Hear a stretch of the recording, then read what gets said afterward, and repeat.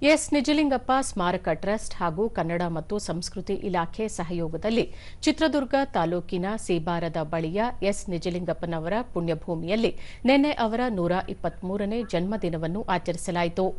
ಈ ವೇಳೆ ಶಿವಶರಣ ಮಾದಾರ ಚೆನ್ನಯ್ಯ ಗುರುಪೀಠದ ಬಸವಮೂರ್ತಿ ಮಾದಾರ ಚೆನ್ನಯ್ಯ ಸ್ವಾಮೀಜಿ, ಬೃಹನ್ಮಠ ಹಾಗೂ ವಿದ್ಯಾಪೀಠದ ಆಡಳಿತ ಮಂಡಳಿ ಸದಸ್ಯ ಡಾ ಬಸವಕುಮಾರ ಸ್ವಾಮೀಜಿ, ರಾಜ್ಯಸಭಾ ಮಾಜಿ ಸದಸ್ಯ ಹಾಗೂ ಎಸ್ಎನ್ ಮೆಮೋರಿಯಲ್ ಟ್ರಸ್ಟ್ ಗೌರವ ಉಪಾಧ್ಯಕ್ಷ ಎಚ್ ಹನುಮಂತಪ್ಪ, ನಗರಾಭಿವೃದ್ಧಿ ಪ್ರಾಧಿಕಾರದ ಅಧ್ಯಕ್ಷ ಎಂಕೆ ತಾಜ್ಪೀರ್, ಎಸ್ ನಿಜಲಿಂಗಪ್ಪನವರ ಪುತ್ರ ಕಿರಣ್ ಶಂಕರ್ ಸೇರಿದಂತೆ ಹಲವರು ಭಾಗವಹಿಸಿದ್ದರು.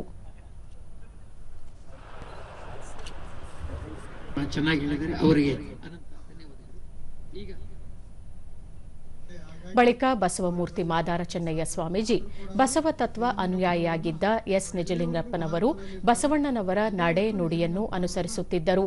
ಟಿಬೆಟಿಯನ್ನರಿಗೆ ಭಾರತದಲ್ಲಿ ಆಶ್ರಯ ನೀಡಿದ್ದರು. ಬೌದ್ಧರು ಭಾರತದಲ್ಲಿ ಅಸ್ಮಿತೆ ಉಳಿಸಿಕೊಂಡಿದ್ದಾರೆ ಎಂದರೆ ಅದಕ್ಕೆ ನಿಜಲಿಂಗಪ್ಪನವರೇ ಕಾರಣ ಎಂದು ತಿಳಿಸಿದರು. ಇಲ್ಲೇನೋ ಕೇವಲ ನಾಟಕ ಇತ್ಯಾದಿ ಕಾರ್ಯಕ್ರಮಗಳನ್ನು ಮಾಡೋದಲ್ಲ, ಮುಂದಿನ ಪೀಳಿಗೆಗೆ ಏನ್ ಬೇಕು ಅದನ್ನ ನಾವು ಮಾಡ್ಬೇಕನ್ನುವಂತ ಮಾತನ್ನು ಹೇಳಿದ್ದಾರೆ. ಅದಕ್ಕೆ ಮುರುಘರಾಜೇಂದ್ರ ಮಠ ಮತ್ತು ನಾವೆಲ್ಲರೂ ಕೂಡ ಕೈ ಜೋಡಿಸಿ ಅವ್ರ ಜೊತೆಗಿರ್ತೀವಿ.